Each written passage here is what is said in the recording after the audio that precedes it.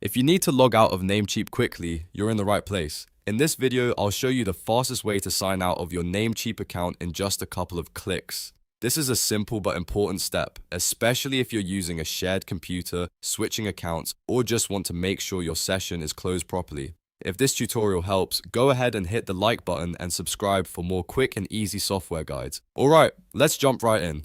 First, make sure you're already inside your Namecheap dashboard.